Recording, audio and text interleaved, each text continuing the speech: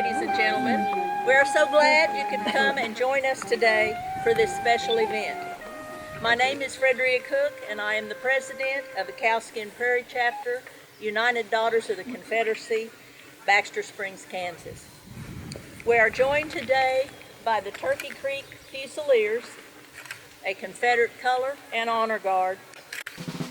Will the colors please come forward?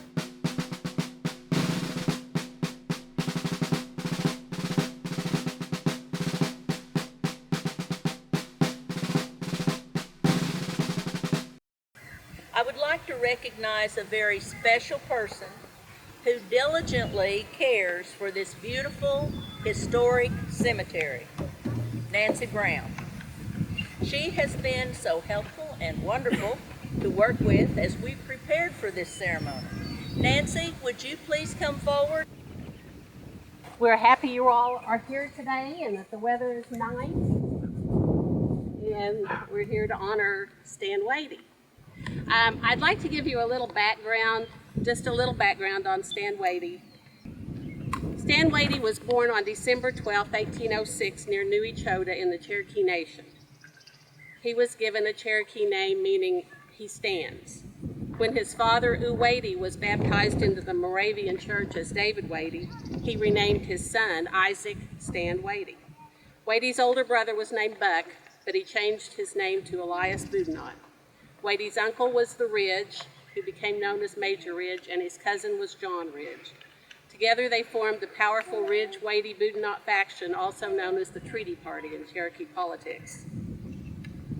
Stan Watie had stayed out of Cherokee politics until, along with the Ridges and Boudinot, he signed the Treaty of New Echota, which they felt was the only option left to the Cherokees to keep the tribe valid.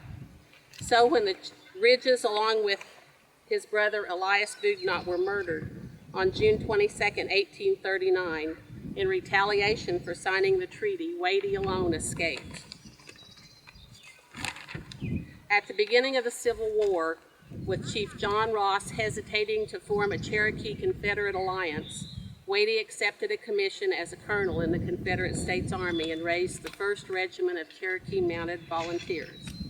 And in May of 1864, Stan Watie was promoted to Brigadier General. Brigadier General Watie surrendered on June 23, 1865. He was the last Confederate general to surrender. He returned to his old home on Honey Creek to rebuild after the war, and he died there suddenly on September 9, 1871. Since Grand River was up and he could not be taken to the Watie family cemetery, he was buried in the Old Ridge Cemetery, later called Polson, near Southwest City, Missouri. In a tribute to General Watie given in 1921 at the dedication of this monument here at the cemetery by the United Daughters of the Confederacy, written by one of the members of his regiment, Judge J.M. Keyes, he says, looking backward down the corridor of time, through the dim vista of more than half a century of departed years, I see again the warlike spirit of the Southern Cherokees. I see the brave and fearless General Stan Watie as colonel of the famous 1st Cherokee Cavalry, as he directs and leads his victorious charge at Pea Ridge, Arkansas.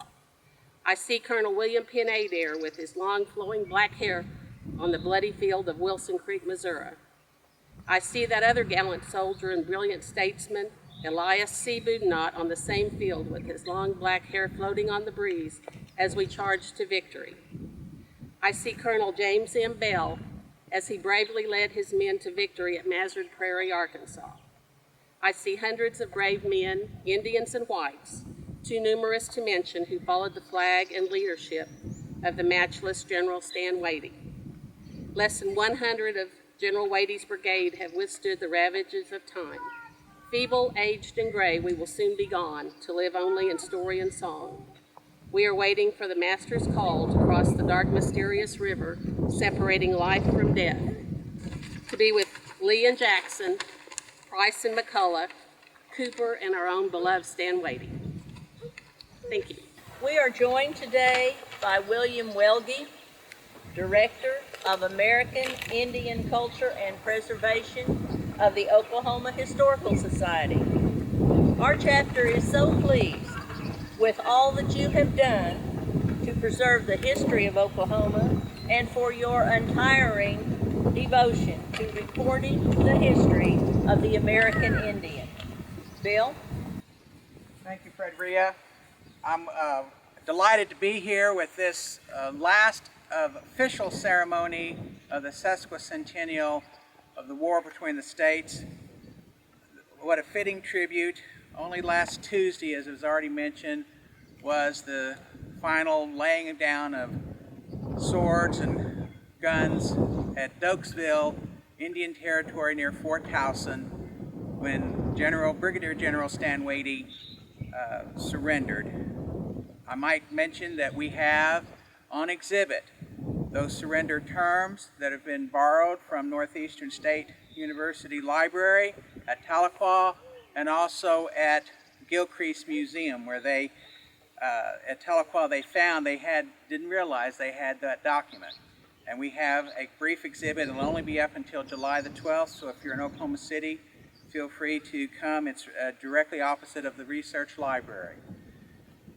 What people don't realize that when John Ross fled the Cherokee Nation, Stan Watie was elected Chief of the Southern Cherokees.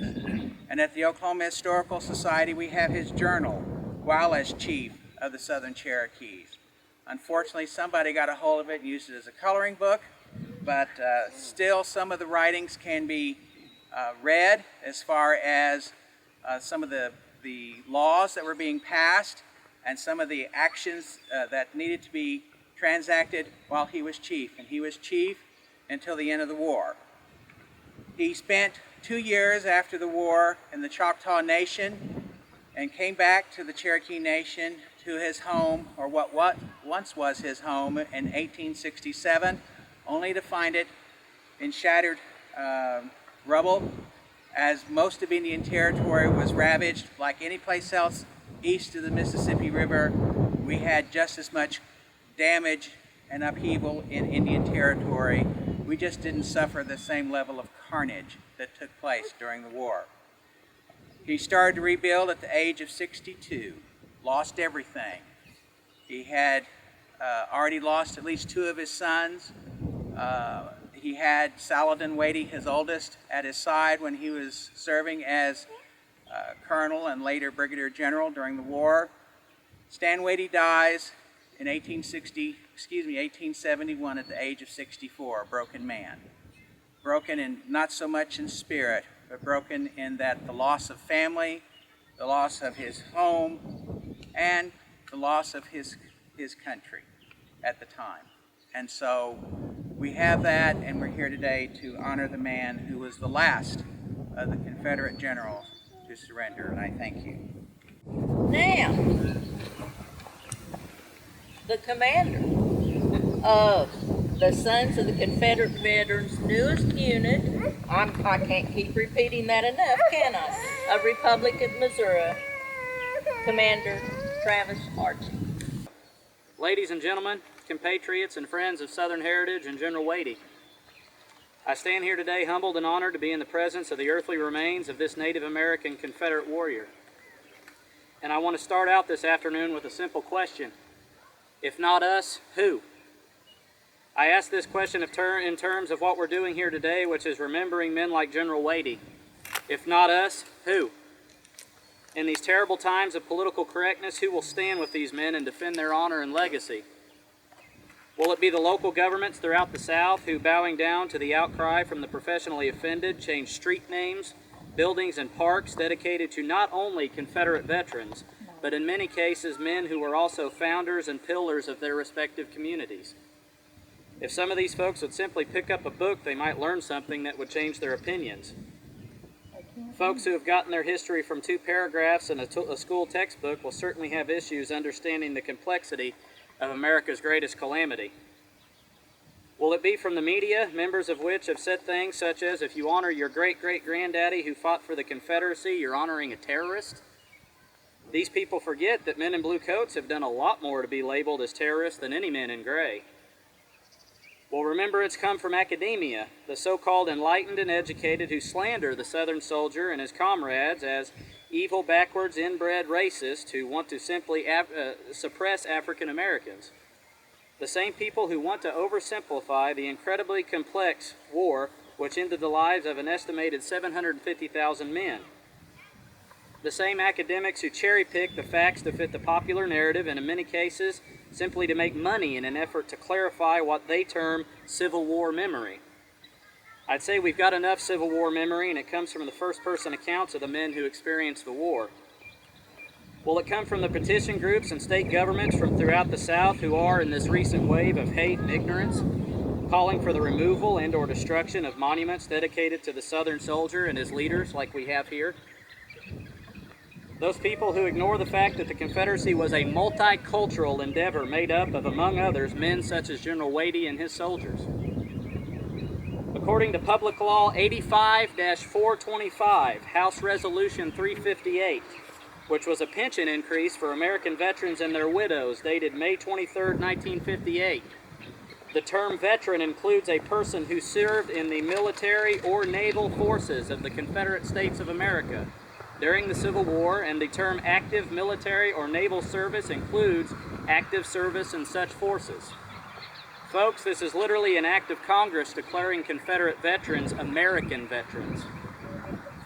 These men may have been Confederate States of Americans, but they never gave up the title of Americans. The men such as who fought with General Watie deserve the title more than any of us. There seems to be a great deal of backpedaling on the part of many institutions and individuals, both public and private, on the roles of the Confederate soldier in American history. Attempts to slander him and erase his memory are occurring all over the place, some more successful than others. Now it's going full bore. This is a violation of what the great historian Shelby Foote called the Great Compromise, in which, quote, Southerners admitted freely that it was probably best that the Union wasn't divided, and Northerners admitting rather freely that the South fought bravely for a cause in which it believed. That doesn't seem to be happening much anymore. Regardless of our individual feelings on the war, that is how the veterans of both sides saw it in later years. A few of those present today hold to this way of thinking, but a vast many more do not. The compromise is being broken every day in the form of monument, namesake, and flag removals. The recent action and debates among people who don't even care about history in the first place are destroying our history. It's important for us to stand fast and hold memorials like we are here today and remember great, honorable men like General Watie.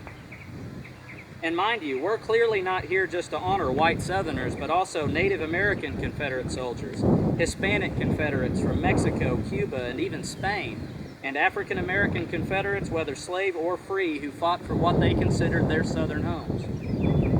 Our camp is the caretaker of a mass grave in the Osho that no doubt contains the remains of some of General Watie's brave warriors from the battles of Neosho and the battles of Newtonia. It doesn't matter to us today because we are here to honor the memory of all Confederates of every race or creed. In closing, I'd like to leave you with some wise words. We're here today to commemorate a surrender of this honorable man and his soldiers, but make no mistake, there are some things that should never be surrendered. Tennessee Senator Edward Ward Carmack said in 1903, "The Confederate soldiers were our kinfolk and our heroes. We testified to the country our enduring fidelity to their memory. We commemorate their valor and devotion. There were some things that were not surrendered. We did not surrender our rights in history, nor was it one of the conditions of surrender that unfriendly lips should be suffered to tell the story of that war, or that unfriendly hands should write the epitaphs of Confederate dead. We have the right to teach our children the true history of the war, the causes that led up to it, and the principles involved." One translation of the General's Cherokee name, Degataga, means to stand firm. I ask you today if you will stand firm by brave, honorable men such as General Watie. And in closing, I ask, if not us, who? Thank you. Time 150 years ago, the sprightly marching song of Dixieland had become probably almost a ballad of remembrance. Join me today in singing that song. I wish I was in the land of cotton, old times there are not forgotten. Look away, look away, look away, Dixieland.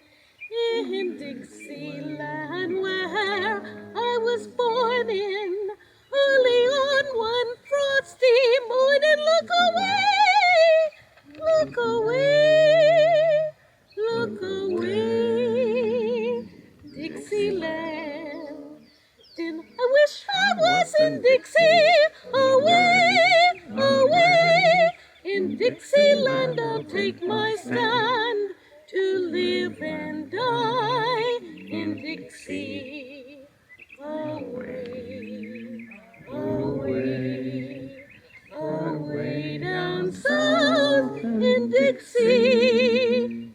Away, away, away down south in Dixie.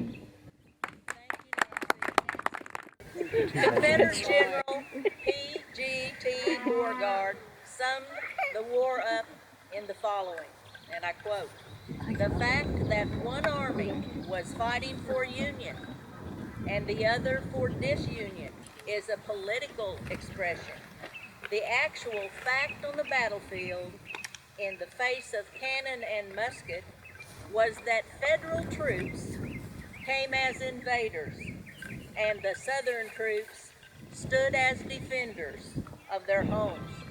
And further than this, we need not go." We have gathered here today, ladies and gentlemen, to honor General Stan Watie, a distinguished Cherokee leader, and his hard-fighting troops. On June 23, 1865, the general and his men laid down their arms at Fort Towson in what is known as the final surrender of the war between the states. It has often been said that this was not a surrender, but a ceasefire, sometime after General Lee's surrender at Appomattox. Nothing is ended until it is forgotten. That which is held in memory still endures and is real. We are grateful for the records of the past which bring inspiration and courage. We are appreciative of the lessons taught by memorials to events and deeds of long ago. We pray that our lives may always be patterned to give such devotion and service as did our forefathers of this Southland. We, the members of Cowskin Prairie Chapter, United Daughters of the Confederacy, wish to recognize General Stan Watie and his men for their noble service, Confederates, heroes all. May we pause here to be reminded of the continuing need for unselfish service. From this moment of remembrance, we trust there may come inspiration for broader vision and finer service. We are grateful, dear Lord, for our forebearers who bequeathed to us a glorious heritage. Keep ever in our minds and hearts a spirit of fervent gratitude. May we rededicate our lives to fulfillment of service for Thee, and may the blessings of God rest and abide here forevermore. Amen. Not for fame or fortune, not for place or rank, not lured by ambition or goaded by necessity, but in simple obedience to duty as they understood it, these men suffered all, sacrificed all, bare all, and died.